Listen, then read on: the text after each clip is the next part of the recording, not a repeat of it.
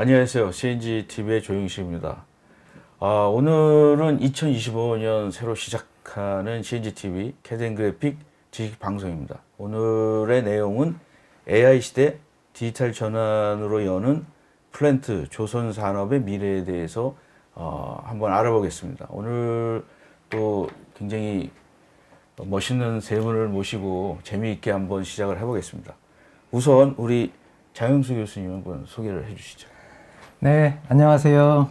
여러분 반갑습니다. 저는 그 명지대학교에 있는 정영수라고 합니다. 예. 일단 오늘 이렇게 화성이지만 만나 뵙게 돼서 대단히 반갑고요. 오늘 또 좋은 말씀 많이 나오도록 하겠습니다. 저는 지금 건축대학에서 근무하고 있는데요. 한 25년 이상 학교에서 연구하고 교육을 하고 있는데 사실은 제 전공은 프로젝트 매니지먼트 또는 컨스트럭션 매니지먼트이고 그 안에서도 이제 주로 정보 시스템을 활용하는 프로젝트 매니지먼트다 보니 오늘 아마 이런 자리에 또 같은 이야기 나올 수 있는 기회가 된 것 같고요.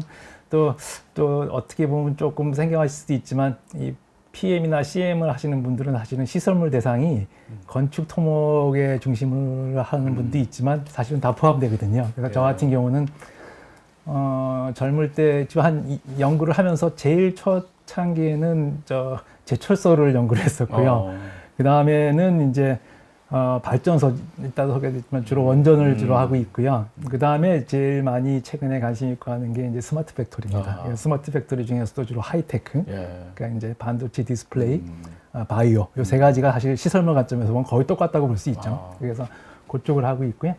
그 다음에 이제 조금 건축 쪽에 가까운 거는 공항을 하고 있습니다. 그래서 국제공항 이런 대형 공항들 이런 사업까지 하는데 말씀드린 것처럼 주로 정보 시스템, 그 다음에 그걸 통한 PM이고 이따 좀 자세히 말씀드리겠지만 우리가 어디서 자기의 엔지니어의 역할을 하든 그 일을 하는 결과가 발주자, 운영자의 요건에 맞는 것들을 하는 게 중요하다고 생각하거든요. 그래서 오늘 그런 말씀 좀 드리려고 합니다. 네, 반갑습니다. 예, 저는 처음 해봤을 때 약간 좀 시인인 줄 알았어요. 시인.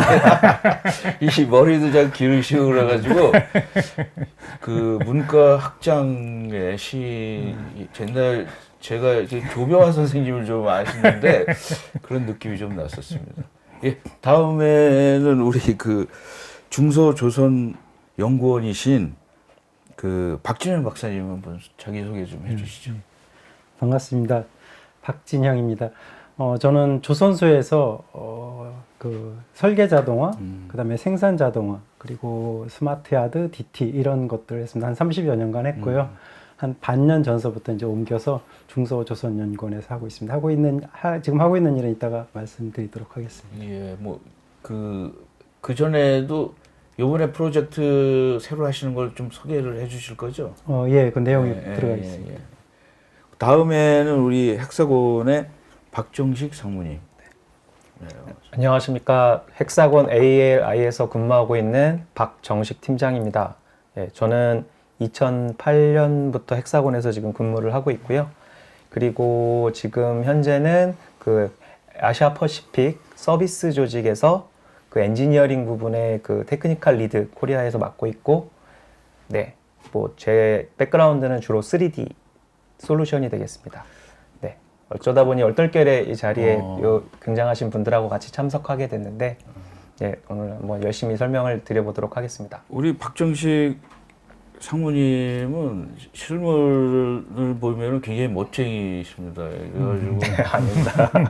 근데 2008년부터 일하셨으면 그때 인터그래프라는 게 네, 있었는데 맞습니다. 그것도 하신 거죠? 그때부터? 예. 그래서 아까 제가 물어봤지 않습니까? 헥사곤은 나중에 생긴 거니까. 네네. 그래서 오늘 좀 또 인터그래프 쪽이 또 굉장히 우리나라에서는 활동이 제일 크고 그렇습니다. 그래서 좀 좋은 정보 같은 거 많이 좀 설명을 해 주십시오. 네, 자, 알겠습니다. 그러면 우리 그 각자 한 10분 정도 자료를 가지시고 그 개별적으로 설명을 하는 시간을 갖겠습니다. 자, 들어가시죠.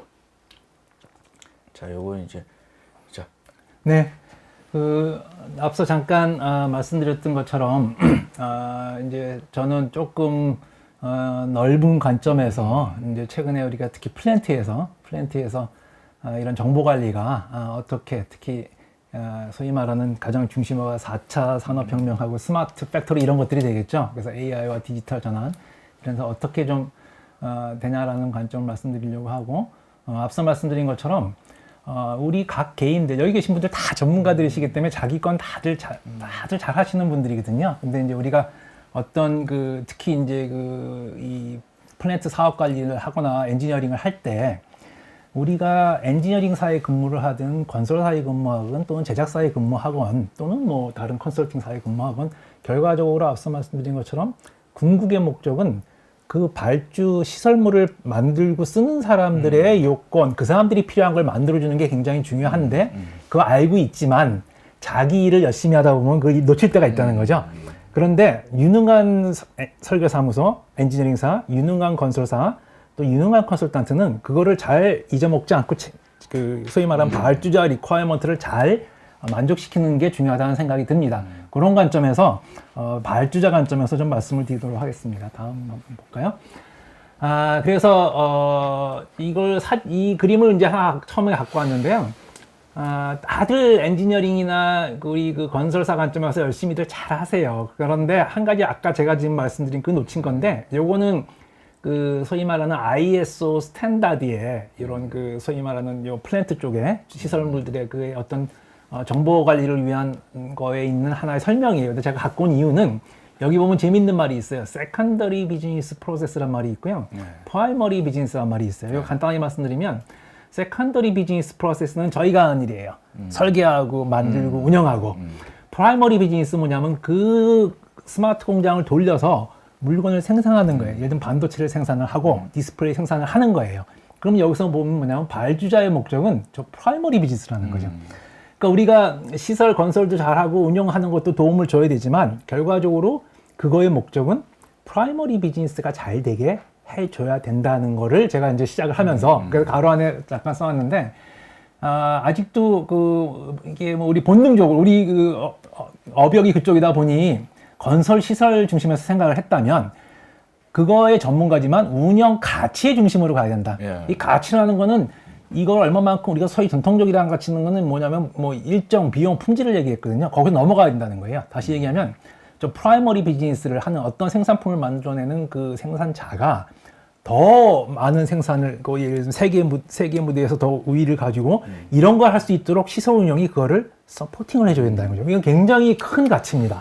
금액으로 환산하기에도 굉장히 어려운. 그래서 그런 관점에서 그냥 좀 색깔을 잠깐 표현해 봤는데 한번 눌러보시면 우리가 지금까지 생각한 게 이거였다면 말씀드린 것처럼 이걸 잘하기 위해서는 세컨더리 비즈니스를 잘하기 위해서는 프라이머리 비즈니스를 충분히 이해하고 서포팅할 수 있어야 된다. 지원할 수 있어야 된다. 이런 관점에서 한번 그려봤습니다. 네, 그 다음 장편 한번 보실까요? 네. 네, 그 다음 한번 보겠습니다. 그래서 저희 이제 뭐 아시는 분도 있겠지만 건설관리 학회라는 모임이 있습니다. 학회에서 요 그림을 요거는 이제 저희 학교에서 저희 학생들하고 같이 저희 연구실에서 건설관리학회 발표했던 논문의 주요 내용인데요. 지금 보시면 조금 전에 말씀드린 그런 맥락입니다. 우리가 전통적으로 어디에 중심을 두었냐면 제일 왼쪽에 있는 컨스트럭션 매니지먼트에 굉장히 중심을 두었어요. 예를 들면 제조업이나 이런 데서는 뭐 PLM이라든지 여러 가지가 있겠죠. 그래서 우리도 그렇게 생각을 했는데 발주 운영자, 건물을 사용하는 사람이 볼 때는 중간 과정은 사실은 전문가도 아니고 잘 몰라요. 자기가 건물 받은 것부터가 중요해요. 그래서 초록색을 조금만 끊어냈습니다. 전통적에서 오른쪽으로 가버린 거죠. 그 다음에 어셋 매니지먼트와 퍼실리티 매니지먼트라는 거는 그동안 저희가 아주 적극적으로 하지는 않았지만 그래도 약간 친근한 한 부분이에요. 그래서 그거를 포함을 했고 마지막 오른쪽을 보면 말 그대로 오퍼레이션 매니지먼트입니다. 이거는 누가 하는 거냐면 생산자가 하는 거죠. 생산자가 하고 동시에 그 공장의 생산을 지원하는 공장에 있는 시설팀 직원들이 하는 일들입니다. 그동안은 우리가 많이 소홀했던 부분이에요. 요 빨간색 부분을 또 조금 잘라냈어요. 왜냐하면 그걸 우리가 많이 하기는 어렵기 때문에. 그러다 보니 초록색 부분과 빨간색 부분, 그 다음에 전통적인 시설 자산관리, 그 다음에 시설 운영관리, 요 4개를 합친 거를 시설물 자산관리라고 한번 정의를 해보자. 이 가장 큰 기반은 뭐냐면 앞서 말씀드린 것처럼 지금 모든 게 디지털 트윈화되고 스마트 팩토리가 가는데 이런 것들을 자동화하기 위해서는 옛날 걸 그대로 자동화하면 안 되고 이런 새로운 개념을 통합해서 이걸 자동화하는 게 맞지 않겠느냐. 그럼 이런 거를 볼 때 누가 이런 관점을 보겠냐라고 제가 생각을 해봤거든요. 건설을 하는 사람들 입장에서는 저 초록색에서 확장을 한다고 볼 거고, 빨간색 입장에서 보면은 운영하는 사람들은, 공장을 운영하시는 분들은 우리가 좀 더 시설에 대해서 이해를 잘한다고 생각할 건데, 결국은 이게 누구냐면 저희는 이렇게 결론을 졌습니다. 예를 들어서 말씀드리면 공장이 있습니다. 스마트 공장이. 스마트 공장 안에는 스마트 공장의 시설팀이 있습니다. 바지와 조직이죠. 이분들이 계속 돌려요. 그 다음에 스마트 공장 안에는 그 생산팀이 있습니다. 이분들도 계속 돌리는데 이 두 분들의 접점이 뭐냐면 이 두 가지 일을 잘하기 위해서 정보 시스템을 같이 만듭니다. 근데 서로 발주자 안에서도 생각이 다르기 때문에 관심사가 그거를 조율해 줄 수 있는 사람은 IT 부서예요. 그래서 IT 부서가 발주자 내의 시설팀과 생산팀을 같이 모시고 좀 더 좋은 시스템을 만든다면 어떤 것이 될 거라는 걸 생각하면 딱 이 모습이 됩니다. 그래서 저희는 이제 학교에 있기 때문에 이런 것들을 각자 만들어도 좋지만 누군가 하나 모델을 만들어 놓으면 참조해서 쓸 수 있고, 더 좋은 거는 이걸 좀 더 세부적으로 잘 정의를 해 놓으면 많은 사람들이 노력을 줄이고 일단 상위 체계는 이걸 갖다 쓰면 된다는 거죠. 그게 우리가 소위 말하는 표준의 역할이고 공헌도가 될 거라는 생각입니다. 그래서 이렇게 개념 정의를 했고요. 다음 정의를 보시면 이렇게 왼쪽에 위에 보시면 조그맣게 지금 개념 정의를 했거든요. 근데 이거는 지금 큰 개념만 정의한 거고, 요거 갖고 일반화된 모델을 저희가 만들었습니다. 그래서 다음 한 번 더 눌러보시면 좀 글씨가 작습니다만은 지금 말씀드린 그 네 가지를 정의를 했어요. 말로. 이거 뭐뭐 하는 거다. 뭐뭐 하는 거다. 그러니까 업무 기능들이죠. 뭐 짓는 거다. 뭐 관리를 하는 거다. 그래서 밑에 보면 박스가 4개가 있는데 왜 4개가 있냐면 이건 일반 모델이기 때문에 첫 번째 박스는 주택이고요. 두 번째 박스는 일반 건축 빌딩이고요. 세 번째 박스는 플랜트고요. 네 번째 박스는 인프라스트럭처입니다. 그러니까 아까 저희 말씀드린 것처럼 PM 하는 사람들 입장에서는 특히 이제 이게 디지털 스마트 시티를 가게 되면 다 해야 되기 때문에 전체를 포괄할 수 있는 모델을 만들고 그 다음에 조금 내려가면 그거를 분야별로 좀 표현이 틀리기 때문에 그래서 만들었고요. 한 번 더 눌러보시면 그거를 이제 플랜트를 중심으로 해서 지금 보시는 것처럼 제일 1, 2, 3 레벨로 해서 제일 마지막 레벨은 약 한 60여 개가 되는 기능들을 저희가 정의를 했습니다. 그걸 보면 굉장히 구체적이에요. 예를 들면은 뭐뭐뭐를 보수하는 작업을 어떻게 한다. 다만 이거는 앞서 말씀드린 것처럼 모든 사람이 참조해서 쓸 수 있는 어떤 기준이 되는 것을 제공하는 게 목표였기 때문에 어떤 표준적인 성격을 가지고 저 밑에 있는 논문에 보시면 그 아주 상세한 사항들이 다 나와 있습니다. 이렇게 정의하면 저 하나의 예를 들면 그 중에 하나가 생산기기를 유지보수한다였다면 그걸 하기 위해서는 무슨 데이터가 필요하냐. 그래서 만든 게 이제 그 다음에 각 한 칸 60개 칸마다 표준 펑션마다 어떤 인포메이션이 필요하고 거기에 다 같이 사람들이 공유할 수 있는 프로퍼티는 뭐냐. 요걸 딱 프로퍼티명을 같은 걸 해놓으면 이제는 기계끼리 소통한다는 거죠. 사람이 소통할 필요가 없는 거죠. 특히 여러 조직들이 같이 일을 할 때는 이런 표준을 아주 상세한 것까지 한다는 건 의미가 없습니다. 회사마다 틀리기 때문에. 하지만 어느 정도 공통으로 많이 쓰는 것들을 뽑는 게 저희의 목적입니다. 그래서 그것들을 뽑아낸 거고요. 그거를 이제 한 번 더 눌러보시면 이제 정의가 다 된 것들을 온톨로지로 모델링을 했습니다. 이건 뭐 잘 아시는 프로티지로 한 거고요. 온톨로지 모델링을 한 걸 가지고 다시 네임스페이스를 만들었습니다. 한번 눌러보시면. 그래서 이 네임스페이스를 만든 것들을 웹사이트에 올려놨기 때문에 누구든지 이거를 뭐 참조하고 싶다 하면 고쳐 쓰셔도 되고요. 여기 링크를 해서 기계와 기가 머신 투 머신 커뮤니케이션이 일어날 수 있는 어떤 기반을 만드는 게 이제 저희 학교에서 할 수 있는 일 중에 하나가 아닌가 이렇게 생각을 해서 한번 해봤던 것들입니다. 그래서 여기서 핵심은 뭐냐면 스마트한 팩토리에 온업 오퍼레이터도 굉장히 스마트해집니다. 자, 그 다음 보시면 이런 과정에서 이제 핵심적인 것 중에 하나가 뭐냐면 아까 그 여러 가지가 있었지만 제일 이제 우리 건설하는 엔지니어들, 설계하는 엔지니어들과 운영하시는 엔지니어들 사이에 딱 가름마가 되는 곳이 이제 데이터 핸드오버죠. 근데 아까 말씀드린 것처럼 디테일한 설계 자료는 사실 운영팀에서는 별 필요가 없거든요. 그러다 보니 이 정보 이양하는 단계 가면은 굉장히 정보를 축약하고 다시 만들고 가공하는데 어마어마한 노력이 들어간다고 되어 있고요. 한 연구 논문에 의하면 초기 시설팀에서 하는 것들이 약 80, 90% 이상의 노력을 데이터만 재구성하는 데 쓴다고 합니다. 그런데 이 데이터가 어디서 오냐면은 직종이 굉장히 여러 군데서 오고요. 건축, 전기, 설비에서 다 오잖아요. 또 여러 가지 다른 게 오기 때문에 이거를 결국은 뭐냐면 오너 오퍼레이터가 어떤 그 오너 오퍼레이터를 도와주는 PM이 이렇게 정보를 만들어 주세요. 마치 아까 저희가 만들었던 것처럼 표준 템플릿을 만들어서 프로퍼티까지 딱 줘야 그 다음부터 기계적으로 모을 수 있다는 거죠. 지금 시간이 조금 짧은 것 같아서 제가 이제 좀 빨리 말씀드리도록 하겠습니다. 그럼 이 데이터를 모은 거에 뭘 쓰느냐 여러 가지 쓰겠지만 저는 그 지금 최근의 추세는 제 마지막 박스라고 생각합니다. 한번 눌러보시면 한번 더 보시면 데이터 센트릭 시나리오 베이스드 플래닝입니다. 예를 들면 공장을 처음 짓기 시작할 때 설계하기 전에 유틸리티 매트리스 같은 걸 그리거든요. 그 유틸리티 매트리스는 정말 경험이 많은 분들이 모여야 이 어떤 이퀴먼트가 들어오고 어떻게 배관이 될지를 해서 예상 물량을 뽑아냅니다. 이런 그 굉장히 비정형화된 것들이 바로 데이터가 쌓이게 되면 시나리오 베이스드 플래닝이 가능해진다는 거죠. 자, 그 다음 보시면 그래서 요거는 실제로 우리나라의 한 그 스마트 팩토리를 노력하는 한 대형 발주 운영자가 실제로 했던 내용인데요. 아주 그냥 시간상 간략하게만 말씀드리겠습니다. 요거는 발주자에 의해서 발표가 허락된 거를 저희가 컨퍼런스에서 발표했던 화면만 보여드리는 거고요. 허락된 거고요. 아주 간단하게 말씀드리면 하나는 아까 말씀드린 것처럼 굉장히 자세한 데이터 핸드오버 리ኳ어먼트를 발주 오너 오퍼레이터가 직접 정해서 여러 회사에서 3D를 모은 거를 한 군데 모았고요. 그렇게 일이 되니까. 두 번째는 그거를 실제로 3D 스캐닝한 거하고 두 개를 엮어봐서 혹시라도 현장에 조금 삐뚤어진 게 있는 걸 찾아서 굉장히 여러 가지 용도로 발주자가 아주 잘 썼습니다. 이렇게 다음 보시면. 그래서 그 발주자 기준 정보, 발주자가 이게 이제 발주자 기준 정보가 될 수도 있고, 이게 인더스트리 레벨로 나가면 저희가 아까 제안한 것처럼 산업 표준이 될 수 있는 거고, 국제로 가면 국제 표준이 될 수 있는 거겠죠. 이런 식으로 그 하는 것들이, 그러니까 꼭 필요한 부분들을 잘 뽑아서 그것이 스마트 4차 산업혁명 시대에 맞는 것들의 자료 공유가 될 수 있도록 하는 게 중요하다고 생각하고요. 그 다음 한번 보시면, 이건 마지막으로 저희 학교에서 지금 진행을 하고 있는 건데요.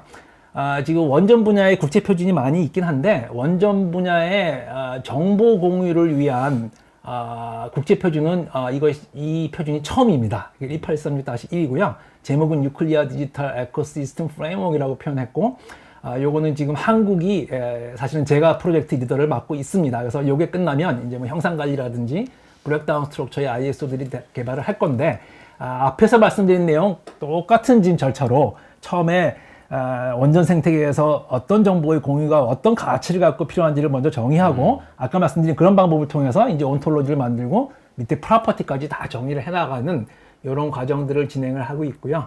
그래서 오늘 말씀드린 내용 다시 한번 요약해서 말씀드리면, 새로 바뀌는 디지털 시대에 맞는 기계와 기계가 소통할 수 있는 그런 정보 공유 체계를 가장 필요한 부분에서 먼저 뽑아서 하는 것이 하나의 추세가 아닌가. 그것이 또 똑똑한 오너 오퍼레이터들의 새로운 동향이다. 뭐 이런 식의 하나의 최근 동향을 소개해드리고자 했습니다. 한번 다시 눌러보시면.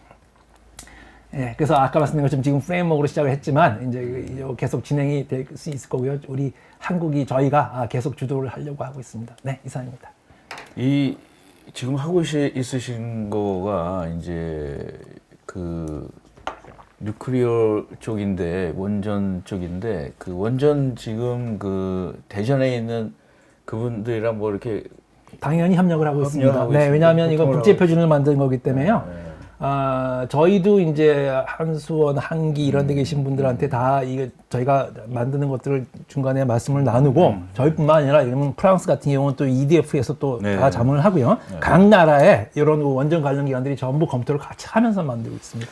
저희도 그 초창기에는 아까 프로젝트가 이제 원전이나 이런 데가 항공이랑 비슷해요. 그렇습니다. 예, 형상 관리 이런 거 형상 관리, 네. 심하게 네, 하고. 네. 근데 다른 업체들은 그 정도는 안 하거든요. 왜냐하면은 아까 말씀하신 것처럼 발주처와 사용처 뭐 이게 굉장히 너무 다르기 때문에, 뭐 전투기도 발주처는 공군인데 사용처는 뭐 비행장이고 뭐 이게 하다 보니까 서로 딴 얘기 하거든요. 그래서 아까 이게 좀 복잡한 거라든가 이런 시스템 쪽은 플랜트나 이런 거는 좀 저런 게 필요하지 않을까. 근데 여기 들어오시는 분들 중에는 스마트 팩토리 요새 굉장히 많이 하거든요. 근데 스마트 팩토리가 그냥 조그맣게 하는 것도 있고, 지금 이제 이거는 스케일이 좀 굉장히 큰 거기 때문에 좀 다르다고 생각을 하시면 될 것 같고, 그 요새는 그냥 뭐 중소기업부터 일단 스마트 팩토리라는 거가 유행어기 때문에.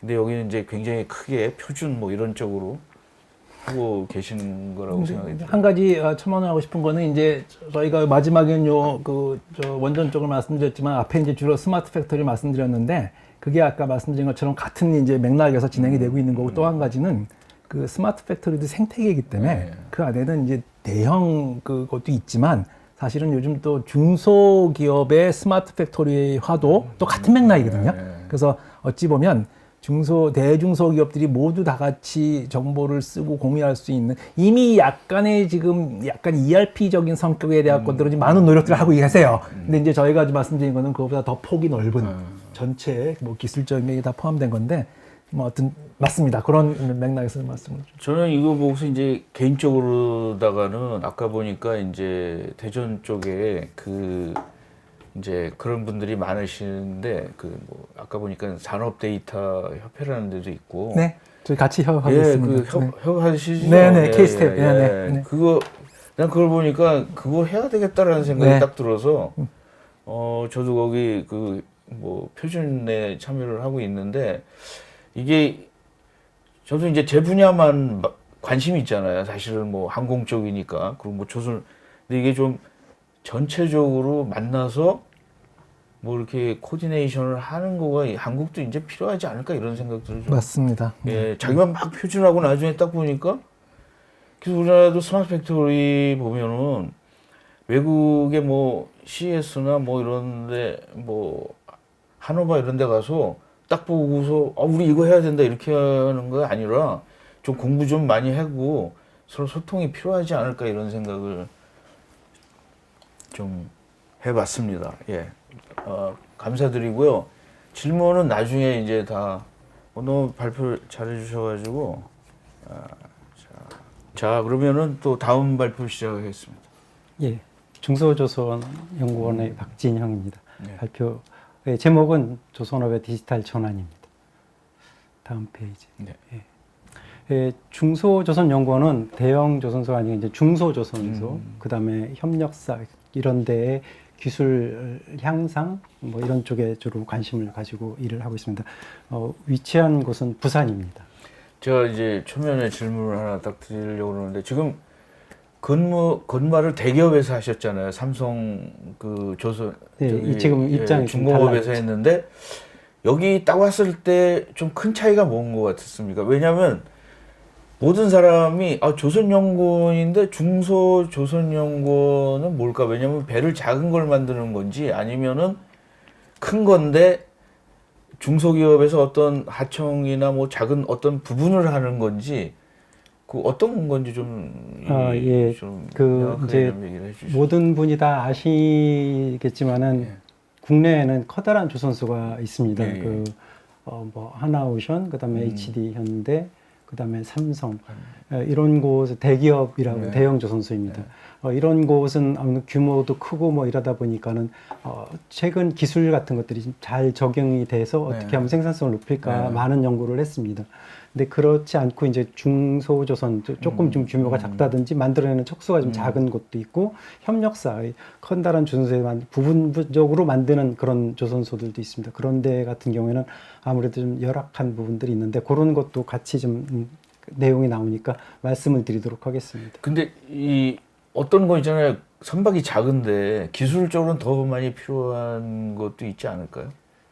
지금과 같은 경우는 글쎄요, 그 크다고 작은 뭐, 게 예. 방산 쪽 같은 경우 는 예, 특히 예, 이제 예. 작지만 뭐 잠수함 같은 그런 것들은 대형 조선소에서 만들죠. 아무래도 기술 같은 게 좀 필요하니까. 뭐 약간 요트 같은 거라든가 뭐 이런 예, 거. 그런 것들은 여객선인 작은 거라든가 그런 것도 것들은 기술이 많이 보통 들어가지 않나요? 중소조선 같은 데서 많이 만들고 있습니다. 예, 알겠습니다. 자, 발표해 주시죠. 예. 예, 오늘은 그 디지털 전환에서 최근에 좀 이렇게 만들어지고 있는 두 가지 사례를 말씀을 드리도록 하겠습니다. 네. 그리고 그 디지털 전환을 사례를 통해서 어느 방향으로 지금 조선에서는 디지털 전환이 되고 있는지 네. 같이 생각을 해보도록 하겠습니다. 예, 첫 번째 사례입니다. 그 조선소는 매년 몇 척을 건조하겠다는 선표 계획을 수립을 합니다. 네. 그래서 국내 대형 조선소 같은 경우는 50척에서 100척 정도 건조를 합니다. 그게 선표 계획이고요. 그다음에 그 선표 계획에 따라서 각 선박을 구성하는 블록이라는 생산 단위가 있습니다. 그건 조금 다음 페이지에 말씀드릴 건데 그 블록을 언제까지 만들어야 한다는 이제 중일정 계획이 만들어집니다. 그 다음에 중일정 계획이 만들어지면은 그걸 누가 만들 건가, 협력사에서 만들 건가, 뭐 조선소에서 만들 건가 그런 실행 계획이 만들어집니다. 예, 그런데 다음 페이지에서 블록에 대해서 잠깐 말씀드리면 이런 것들을 혹시 보셨을 수도 있는데 그 왼쪽 그림에서 보시면은 선박에 많은 용접선들이 보입니다. 그것들은 다 작은 블록들이 이렇게 연결되는 그런 거를 표시한다고 보시면 될 것 같고, 그래서 오른쪽에 보여지듯이 블록 단위로 조선소에서는 만들어집니다. 그래서 블록이 조선업에 있어서는 가장 기본적인 생산 작업 단위입니다. 블록 얘기를 좀 해야 돼서.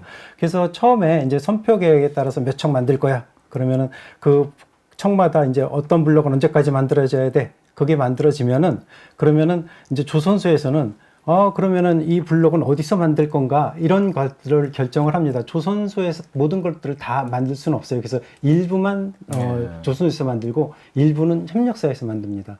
그래서 그럼 이 협력사가 좋겠다, 저기가 좋겠다 이런 것들을 이제 결정을 해가지고 이제 실제 실행 계획이 만들어지는데 그렇게 블록을 누가 만들 건가 그걸 결정하는 걸 블록 할당이라고 합니다.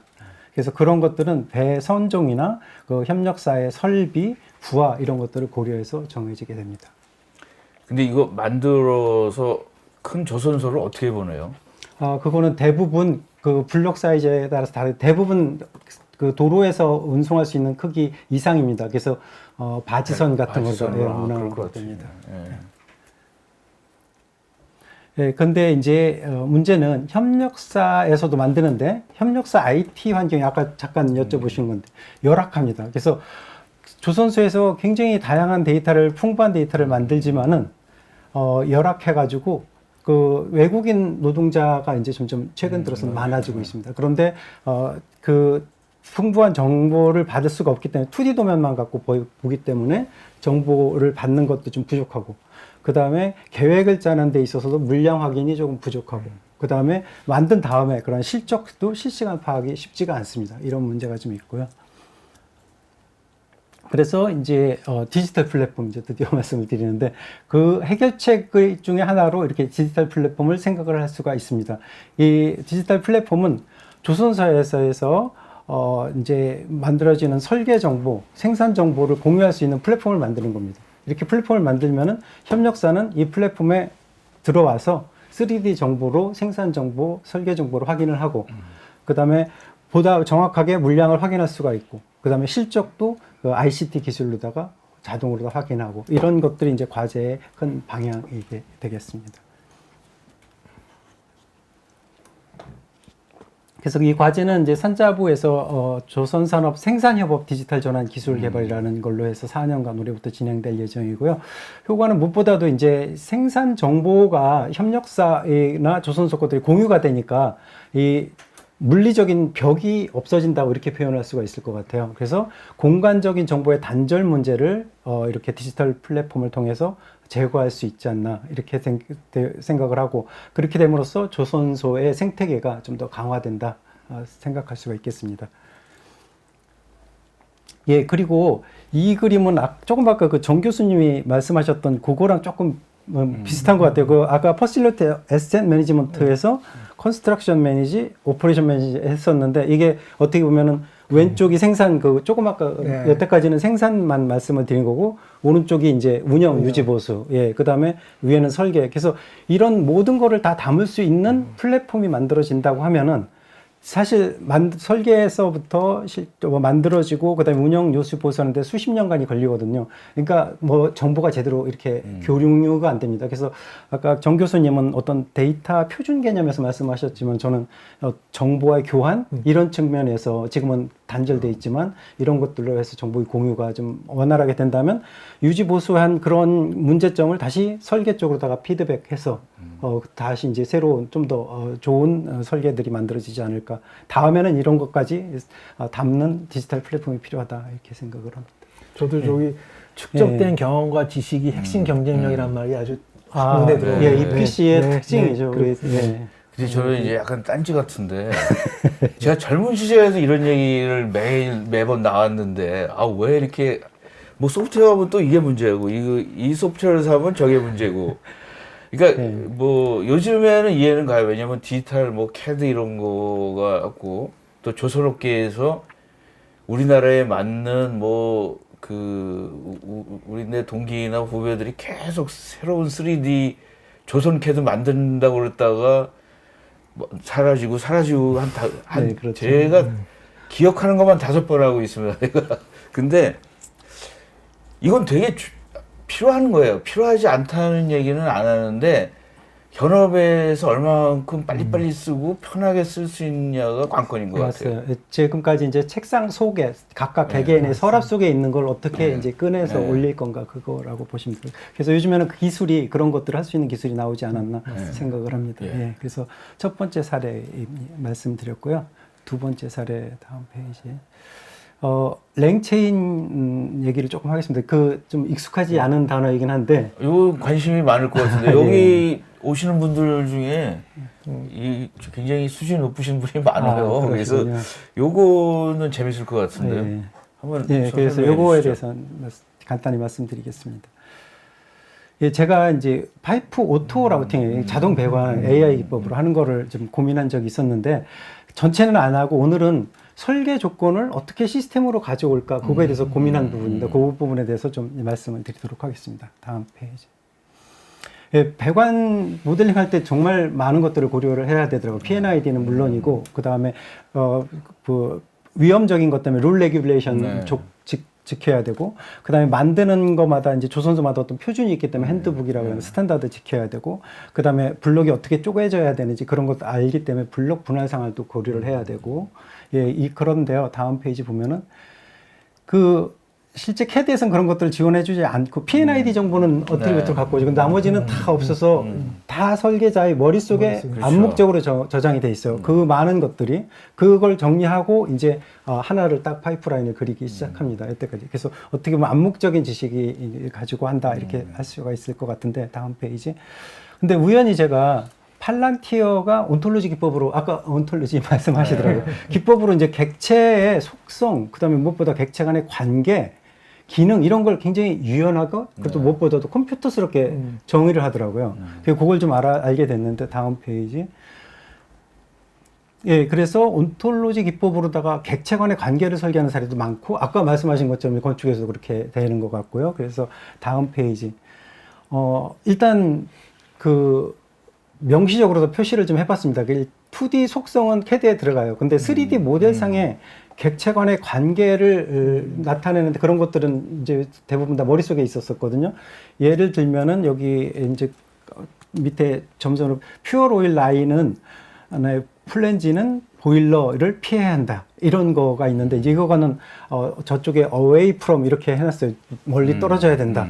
그 다음에 밸브가 유지 보수가 필요해야 되니까 크레인 가용범위 있어야 된다. 그거는 within이라는 단어를 썼고요. 그 다음에 조금 왼쪽에 보시면 어디에 속한다. 그 다음에 데크 플레이트로부터 얼마큼 떨어져야 된다. 그 다음에 벽은 어떤 벽을 통과해야 된다. 서포터 위에 위해야 된다. 그 다음에 파이프 간의 거리는 얼마큼 떨어져야 된다. 다 이런 것들인데 그런 아까 말씀드렸던 암묵적인 지식을 이렇게 표시를 하니까 명시적으로 표시를 할 수가 있겠더라고요. 그래서 이렇게 명시적으로다가 좀 표시를 해봤고요. 3D 관계를 다음 페이지. 근데 이제 저 도면을 보면 얘가 요새는 이제 학습을 해가지고 지가 이렇게 얘기를 안 해도 해야 하는 수준이 이제 온 것 같거든요, 사실은. 그래서 그래서 왜냐하면 이게 온톨로지로 하면은 시간이 너무 많이 걸려요, 솔직히. 그런 문제도 있을 수도 있는데 일단은 그렇습니다. 3D 모델에서는 일단 뭔가 저 여기 관심이 있어가지고 근데 그래서 이제 지금까지는 명시화하는 거를 말씀을 드렸고 지금은 이제 랭체인이라는 거가 보니까는 레고처럼 AI 도구 상자를 이렇게 체인으로 연결해가지고 그래서 데이터를 가져오고 저 1, 2, 3, 4 써 있는데 그 다음에 그 가져온 부분을 짝에서 잘라서 인베딩하고 그 다음에 검색하면은 거기에 유사한 곳에 벡터의 값을 가서 가지고 와가지고 답변을 생성하고 표시를 해주더라고요. 그래서 이런 거를 가지고 어떻게 보면 이게 이제 보면 AI 프레임워크인데 이걸 활용한다고 하면 다음 페이지 보시면은 제가 조금 이렇게 구현을 해본 거예요. 그래서 PDF에 이제 왼쪽에 퓨리파이어 라인의 슬로프는 15도다 이런 게 적혀져 있는 거고 밑에 보시면은 밸브는 바닥에서 838 이상 위치해야 된다 이런 것들이거든요.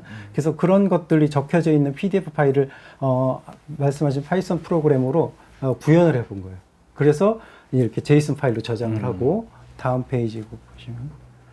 그 제이슨 파일에 됐던 걸 갖다가 이제 3D 가시화 툴이죠. 유니티에서 읽어온 겁니다. 그러면 이제 여러 가지 설계 조건들이 내가 작업하려고 하는 3D 모델로 가지고 오게 된 거죠. 예, 다음 페이지. 그래서 지금까지 이제 온톨로지, 랭체인 이런 것들에서 말씀을 드렸는데 좀 정리를 한다고 하면은 랭체인을 이용해 가지고 최신 설계 조건을 이렇게 가지고 올 수 있어요. 내가 필요한 조건을. 그 다음에 온톨로지 기법으로 명시화하고. 그래서 이런 정보를 합친다고 하면은 나중에 최적화 알고리즘으로 3D 공간에서 이런 것 저런 것을 만족시키면서 자동으로 할 수 있지 않겠냐. 요게 이제 하고 싶은 얘기고요. 다음 페이지 보시면은. 예, 그래서 문제는 이제 저도 프로그램을 많이 해봤는데 설계 조건이 수시로 바뀌는 거예요. 바깥에 뭐 룰이 바뀌고 뭐가 바뀌고 새로운 선정. 그래서 프로그램을 그때마다 또 다시 짜야 되든지 업데이트가 안 되면 폐기되는 경우가 되게 많아요. 그래서 여태까지 폐기를 했었었는데 지금은 이 AI 기술로 외부에 바뀐 환경을 내가 시스템 내부로 가져올 수가 있겠더라고요. 그래서 어떻게 보면은 외부 환경하고 시스템하고 단절이 있었었는데 사용자가 그 중간에서 이제 프로그래머가 역할을 해줬어야 됐죠. 근데 지금은 외부 조건이 바뀌면 바뀐 대로 시스템 내에서 인식하는 것들이 가능하지 않을까. 옛날에는 프로그램 내에서 이제 막 컨스턴트로 잡았는데 베리어블로 잡아서 갖고 올 수가 있는 거죠. 예. 그래서 이게 어떻게 보면 설계 환경과 시스템 간에 예전에는 중간에 단절돼 있었는데 이런 기술로 그런 문제를 해결할 수 있었다. 사례가 되겠습니다. 네. 예, 그래서 이 두 가지 사례를 디지털 플랫폼, 랭체인 말씀을 드렸는데 공통점을 찾아보았습니다. 다음 페이지. 디지털 플랫폼은 공간적인 협력서나 조선소의 그런 어떤 물리적인 제한, 그 다음에 시간적인 제한 같은 것들을 해결할 수가 있겠더라고요. 축적을 해가지고. 그 다음에 이제 랭체인 같은 경우는 외부에 있는 설계 환경하고 내부의 시스템 간에 정부 단절이 돼 있죠. 근데 그것까지 해결할 수 있어. 어떻게 보면 그런 문제를 다 단절의 문제를 제거를 한다. 이런 공통점이 되겠고요. 다음 페이지. 그래서 마지막 페이지가 되겠는데 이 한 시인이 집 안과 밖의 경계인 담장에 화분이 있고 꽃의 전생과 내생 사이에 국화가 피었다. 이런 시가 있더라고요. 그래서 이렇게 국화꽃이 피듯이 조선업에서는 각종 경계가 에서 꽃 피듯이 새로운 가치가 만들어져야 하는 지금은 어떻게 보면 경계의 시간이 아닌가 이렇게 생각을 했습니다. 디지털 전환은 이제 경계 쪽에 좀 초점을 두는 것 같다. 네, 이렇게 생각을 합니다. 예.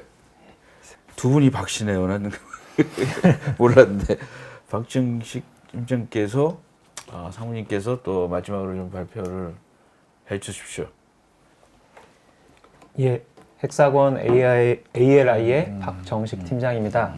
제가 오늘 발표드릴 내용은 그 프로젝트 디지털 트윈이라는 그 케이스 스터디를 통해서 그 수행 방안에 대한 설명을 드릴 예정이고요. 이게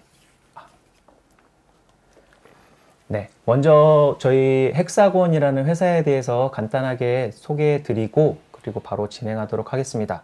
네, 헥사곤은 디지털 리얼리티 솔루션, 센서, 소프트웨어 및 자율 솔루션 분야의 글로벌 선도 기업입니다. 그룹 본사는 스웨덴의 스톡홀름에 위치해 있고요. 그리고 헥사곤에는 총 현재 5개의 사업부가 있습니다.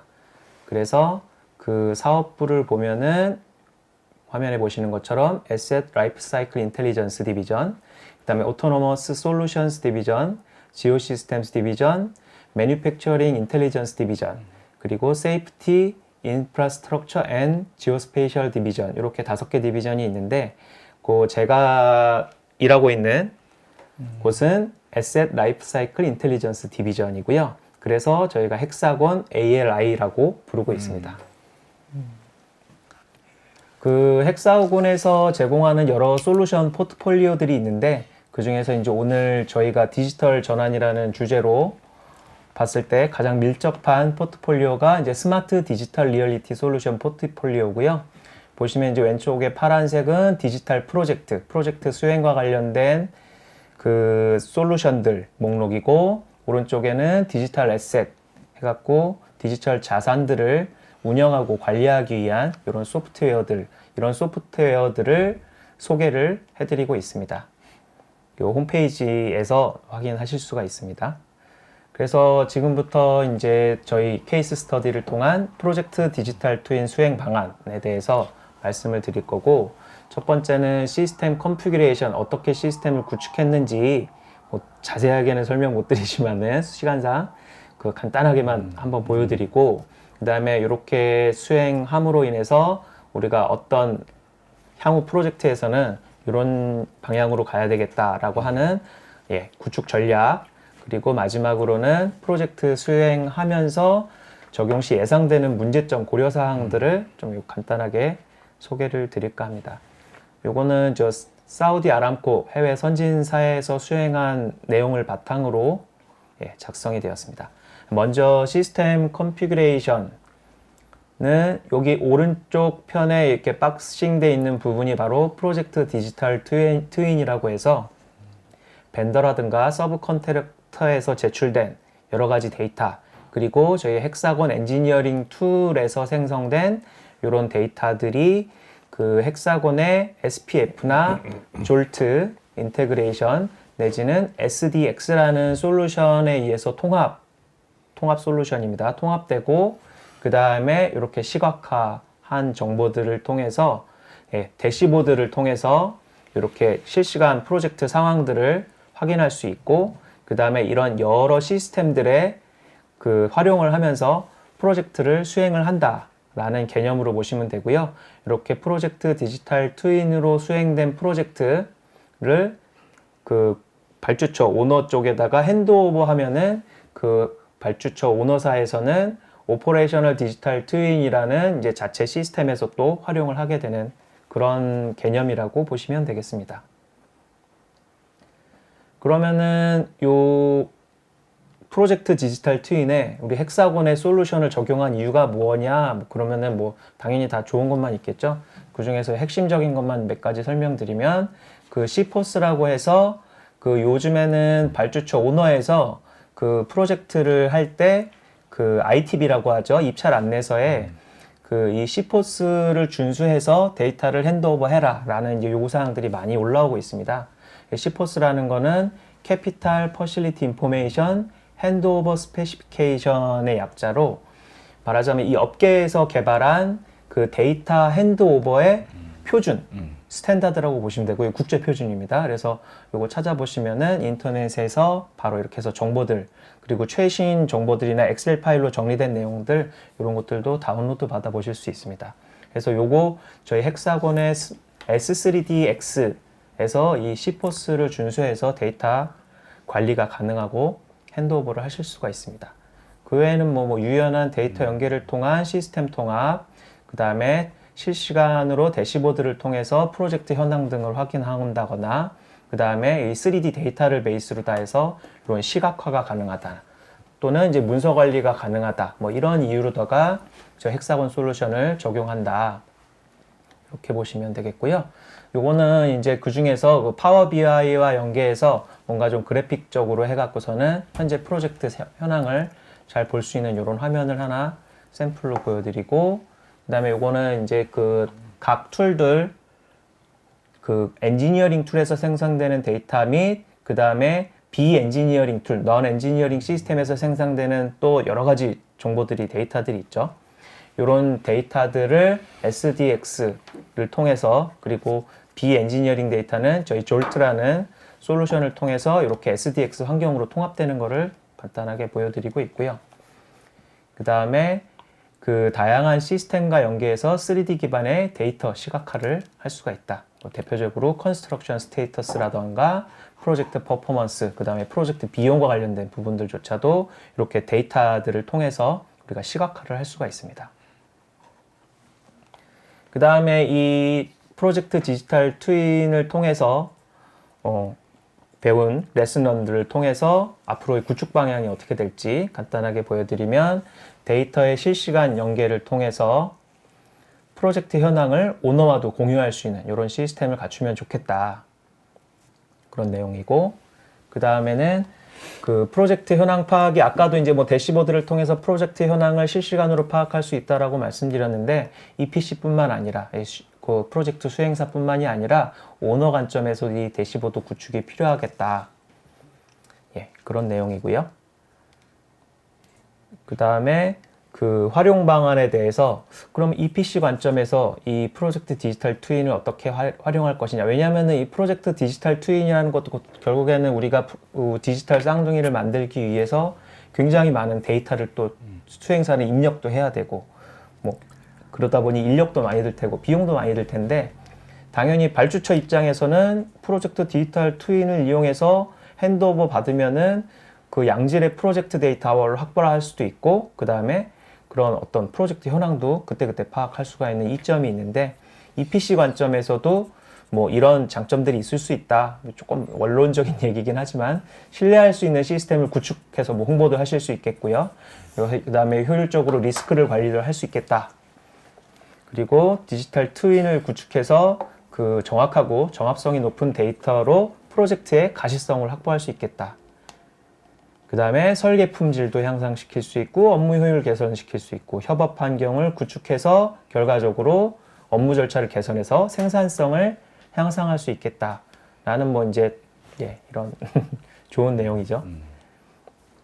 그러면은 우리가 이제 프로젝트 디지털 트윈 구축을 할 때 문제점 및 고려할 사항은 어떤 것들이 있는지 보시면은, 그 일단은 아직까지는 그 경험이 많이 부족하다. 결국엔 그 앞에서 저 교수님 내지는 저 박사님께서도 말씀하셨지만은 아직은 경험이 많이 부족하다 보니까 이런 경험들이 좀 많이 쌓이고 노하우가 생기면서 앞으로는 이런 것들이 점점 더 발전되지 않을까, 그렇게 생각을 하고 있고요.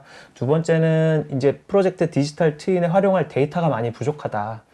아무래도 대부분의 시스템들이 배관 위주로 좀 편중되어 있는 부분들이 많고요. 그 다음에 시스템상 데이터 양과 품질이 또 부족하기 때문에 이런 데이터 확보가 어려운 부분이 있습니다. 그래서 이 부분들이 우리가 디지털 트윈을 구성하는데 좀 어려움이 있고, 그 다음에 요거 세 번째, 마지막 세 번째는 이제 리스크를 최소화하기 위해서, 비용을 최소화하기 위해서 프로젝트 초기에 아무래도 그 디지털 트윈에 적용하기 어려운 옛날 이전 시스템을 사용한다거나, 그래서 결과적으로 나중에 이 디지털 전환을 위해서, 디지털 트윈을 위해서 마이그레이션을 해야 한다거나 업데이트를 해야 된다거나 이런 또 추가 비용이 생기고, 그로 인해서 또 여러 가지 문제점들이 생기기도 합니다. 그래서 요 해외 그 오너사들의 요 사례들을 간단하게 정리가 돼 있고요. 예. 여기까지 해서 일단은 제가 오늘 설명드릴 내용을 말씀을 드렸는데, 결과적으로는 이제 지금 현재 뭐 당연히 그 디지털 전환에 대해서는 많은 필요성이 대두되고 있고, 또 많은 고객사, 오너뿐만 아니라 EPC사들도 그 필요성에 대해서 많이 느끼고 계실 겁니다.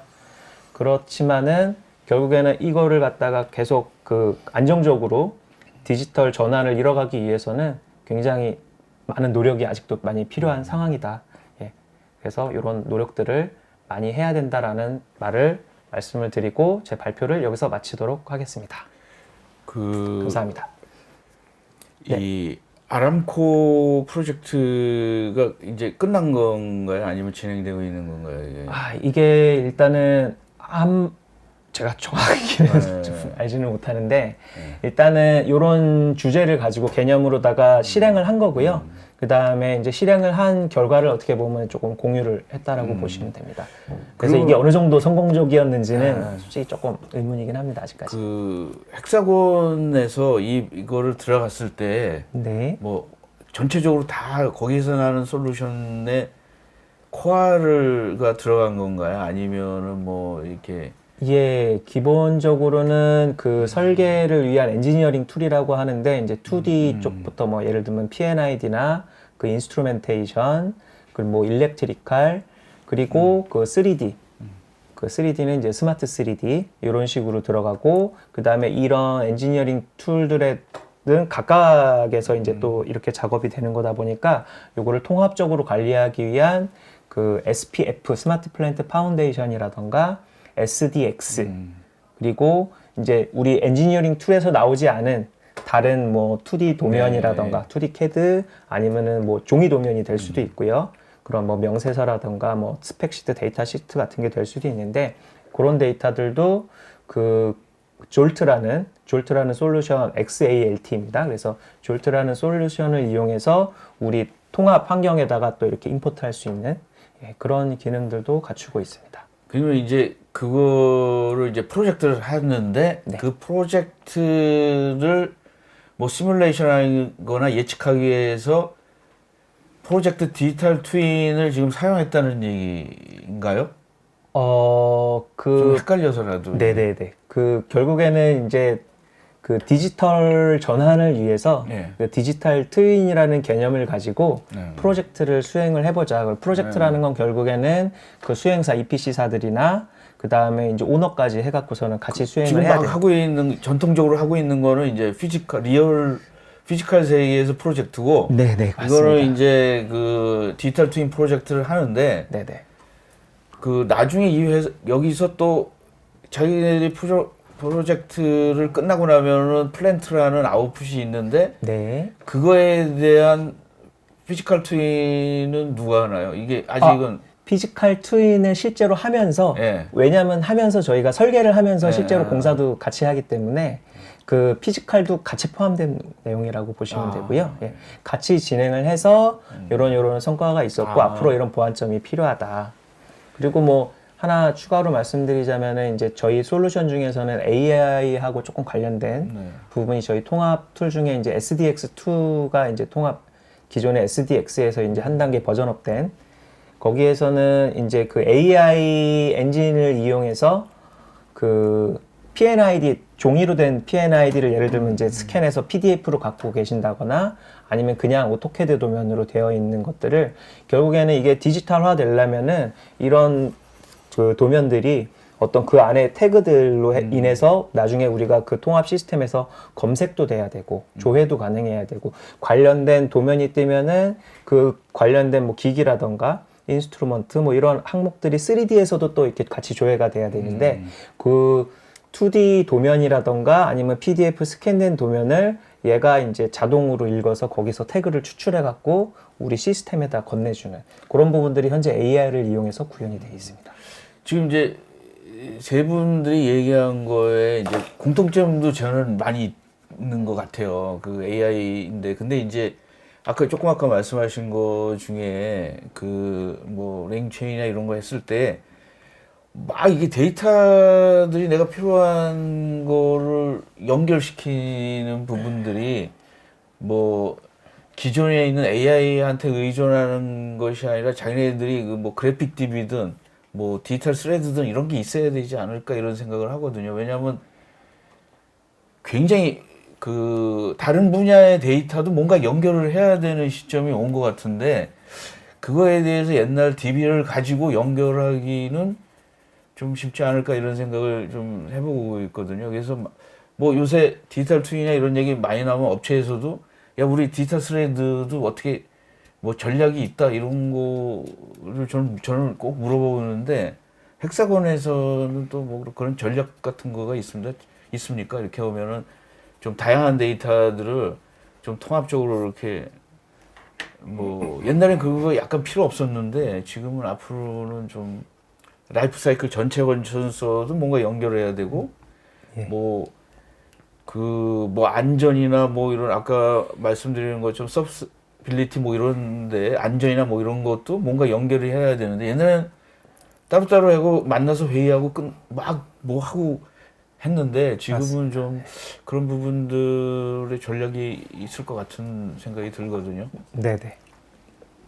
아마 저희 홈페이지 통해서 한번 보시는 것도 괜찮으실 것 같고요. 네. 아니면은 저희 쪽에 나중에 뭐 연락을 주시면은 저희가 아마 그런 부분에 대해서도 조금 더 자세히 설명드리거나 아니면 뭐 방문 같은 거 요청 주셔도 저희 쪽에 이렇게 출동 준비하고 있는 분들이 계시다 보니까 지금 이제 우리 그 질문을 할 때 질문은 이제 좀 이제 강의가 다 많이 이제 발표가 끝나고 이제 5분 정도 남았는데 원래는 이제 45분부터인데 좀 저기를 해야 될 것 같아요. 이제 질문이 이제 많이 어느 정도 오신 것 같아요. 그래서 질문을 좀 몇 개 지금 하겠습니다. 김성윤이 굉장하네요라고 얘기를 해주셨어요. 그리고 또 이제 조하민이라는 분이 현재 디지털 트윈과 스마트 팩토리 도입 과정에서 데이터 보안 문제 해결하기 위해서 효과적인 방법이나 사례가 있을까요? 특히 산업별로 민감한도가 다를 텐데 이에 대한 차별된 접근 방법이 있는지 뭐 이거는 이제 좀 너무 제너럴한 질문인데 뭐 각자 있긴 있습니다 이게. 그래서 그거는 너무 질문이 제너럴해가지고 좀 대답하기는 좀 그런데 요거 한번 이석천님 질문은 국내 EPC사 중에서 디지털 트윈 프로젝트 수행 가능한 회사가 있나요? EPC에서 헥사곤으로 발주지어서 헥사곤에서 단위 프로젝트를 추진하나요? 이렇게 물어보는데. 예, 요거는 간단하게 한번 답변을 드리면 뭐 국내 EPC사도 굉장히 수준 높은 EPC 프로젝트 수행 능력을 가지고 계시는 곳들이 많고요. 그래갖고 당연히 가능할 거라고 생각을 하고 뭐 저희는 뭐 일을 대신해 드리거나 이런 부분들은 아니고 저희 솔루션을 목적에 맞게 좀 더 잘 쓰실 수 있게 도와드리는 역할을 하고 그리고 이제 라이센스 판매를 하고 제품을 판매하니까 예, 이렇게 되고요. 저희가 뭐 당연히 그 해외 쪽의 이런 경험이라던가 이런 것들을 저희가 받아서 도움을 드리는데도 저희가 이렇게 도와드릴 수 있고 언제든지 궁금하신 점 있으시면은 예, 저희가 도와드릴 수 있다 이렇게 보시면 될 것 같습니다. 그 배복수님께서는 박진영 수석 연구원님이 DX에 강의하신 내용 중에 외부 환경의 변경을 어떻게 해결하신 거에 대해서 이해하기 어렵네요. 좀 더 설명을 부탁드려도 될까요? 라고 했는데 예, 제가 설명이 좀 부족했었나 보네요. 이제 외부 환경이 바뀌는 거는 조선소에서는 뭐 여러 가지가 있는데 그 중에 하나가 선주나 이런 곳에서 요 문서로다가 이제 ITT 문서 같은 거 오죠. 뭐 이렇게 해달라, 저렇게 해달라. 그다음에 표준 같은 것도 바뀌기도 하고. 그래서 그 내용을 이제 최신 문서를 이렇게 읽게 한다는 거입니다. 그래서 아까 예를 들어서 퓨리파이 라인 슬로프가 15도였었는데 예전에는 17도여서 17도 퓨리파이 라인의 슬로프 이렇게 해가지고 17도로다가 내가 이해하고 있었는데 새로운 문서에서 15도로다가 뭐 이렇게 돼 있으면 그걸 뽑을 수가 있잖아요. 15도로. 그래서 15도를 뽑아서 제이슨 파일에 저장을 하고 그러면 그걸 가지고 이제 시스템에서 항상 수행하기 전에 읽어오게 하면은 새로운 데이터를 가지고 그 프로그램을 구현을 하니까 외부의 어떤 사양이나 스펙이 바뀐 거를 알 수 있다. 그 의미로다가 말씀을 드렸었습니다. 제가 질문 하나 드리면은 그 아까 프로젝트 하는 링체인 프로젝트를 하실 때 뭐 오픈 소스를 쓰시는 거예요? 아니면 예, 뭐, 오픈 소스에서 썼었어요. 근데 이제 많은 기업들이 또 그쪽으로 또 막 제품이 좀 나오지 않을까요? 뭐 이런 그럴 수도 있을 것 같고요. 예. 뭐 근데 지금 랭체인은 그래도 좀 챗GPT에 비해서 좀 다른 점은 챗GPT는 막 제너럴하게 읽어오는데 얘는 딱 주어진 문서에서 가져오게 하니까 뭐 이렇게 챗GPT가 거짓말 한다 그러나 할루시에이션하고 이러는데 그런 문제가 이제 전혀 없고 소스가 명확하니까 대상이 명확하고 그리고 챗GPT 같은 경우에는 보안 문제가 이슈 심각해서 잘 못 쓰잖아요. 근데 이제 이거 같은 경우는 안에다 짜놓고 안에 내부에 있는 어떤 서버에서 읽게 하면 훨씬 그런 문제 좀 제거할 수 있지 않을까 생각을 합니다. 그러면은 지금 이제 약간 그 정도 이거가 할 정도면은 뭐 하드웨어 스펙 같은 것들을 생각해 보신 것들이 있으세요? 제가 한 거는 좀 단순한 거였거든요. 네, 근데 네. 아마 이제 그런 것들이 많아지면은 좀 좋은 사양이 있어야 되지 않을까 싶은데, 근데 요즘에 또 워낙 하드웨어 사양이 예전에 비해서 좋아져가지고 네. 하드웨어 사양 때문에 그렇게 뭐 근데 은근히 뭐 그래픽 카드 되게 올랐더라고요. 300만 원이니까 깜짝 놀랐어. 이게 뭐 개인이 하기에는 그렇죠. 예, 그 뭐- 회사 입장에서도 좀 그렇더라고요. 옛날에 그 컴퓨터 본체보다 몇 배나 비싼 맞아요. 그래픽 카드를 껴야 되니까 이게 좀 그렇긴 하더라고요. 그래서 여러분들 요거 들으셨으면 자기 분야에서 조금 하신 분들은 이런 쪽으로 많이 가는구나 이런 생각을 하실 겁니다. 여기서 이제 1시간 동안에 세 분이 나눠서 뭐 한 10분씩 한 거에 대해서 그 하기는 쉽지 않은데 요 마지막 질문 하나 더 양재영님께서 대표적인 공해 유발 산업에 여겨지는 조선 분야에서 ESG 개선 고려시 어떤 분야의 디지털 혁신이 필요한지 궁금합니다. 이게 뭐 어떤 질문인지 모르겠는데 뭐 어떤 거가 뭐 공해 유발이 나요? 이게 ESG 같은 것도 좀 하지 않을까 이런 요새 ESG가 되게 많이 이제 모두 다 ESG를 했는데 뭐 지금 뭐 거기에서도 ESG 같은 거에 대해서 더 고민은 많이 하고 있습니다. 탄소 배출 같은 거 탄소 배출 줄여야 같은 된다 것들. 이런 거 생각도 하고, 그 다음에 도장 같은 거 특히 이제 대부분 다 내부에서 도장이 이루어집니다. 그래서 그런 문제들 그린 다음에 이제 뭐 많은 작업들도 추가적으로 하는데, 외부 같은 것들도 굉장히 좀 타이트하게 관리를 해가지고 지금 같은 경우는 좀 공정에 적용을 하고 있습니다. 그리고 그 밑에 것도 답변을 드리겠습니다. 협력사들이 보안상 대기업에서는 보안상 꺼린다는 게 이거 정말 항상 가서 이제 그렇죠. 얘기할 때마다 이슈가 됐었어요. 그래서 플랫폼 자체가 이렇게 클라우드 플랫폼 이렇게 하면 굉장히 공개적으로 생각을 하는데 보니까 그런 것들도 굉장히 프라이빗하게 만들 수가 있더라고요. 그래서 이제 조선소별로 프라이빗하게 해서 이제 물량 가져가는 곳에서만 볼 수 있게 그렇게 권한 조정 같은 것들을 해야 될 것 같고, 그 다음에 어디 바깥으로 못 가져 나갈 수 있도록 그냥 보고서는 없어진다든지, 요즘 같은데 점점 이렇게 정보를 다양하게 제공을 하고 있어요. 태블릿에서도 볼 수 있게. 근데 예를 들면은 야드 바깥에서 아니면 협력사의 그 정해진 곳에서 바깥에서는 못 보게 한다든지 다양한 그 보안을 이제 좀 관리하는 방법들이 있거든요. 한번 원타임으로다가 해서 그 정해진 구역에서만 볼 수 있게 한다. 그런 것들이 좀 철저하게 진행이 돼야 될 것 같습니다. 저기 김우란님께서는 금일 보여주신 자료를 공유받을 수 있나요? 그래서 이거 한 일주일 후에 정리가 되면은 PDF로 모두 다 오픈되지는 않지만 근간이 되는 자료는 오픈이 될 것 같습니다. 공유를 하실 수 있을 것 같아요. 예, 오늘 세 분 나와주셔서 감사드리고요. 오늘 이제 어떤 방향에 대해서 굉장히 감을 잡으실 기회가 있으셨을 것 같아요. 그리고 더 관심이 있으신 분들은 다음 달에 그 플랜트 컨퍼런스가 있습니다. 거기 보면은 많은 사람들이 모여서 소셜라이즈도 하고, 이게 코비드가 오고 나서 이게 단절이 됐었어요. 근데 요즘에 이제 다시 부활을 하는데, 김구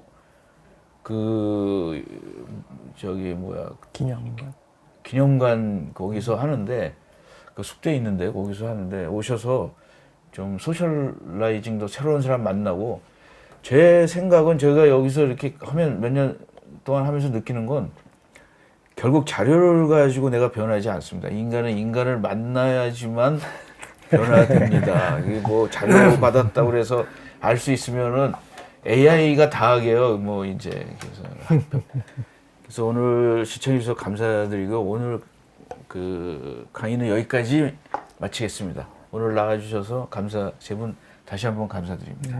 네, 감사합니다. 수고하셨습니다. 감사합니다. 감사합니다.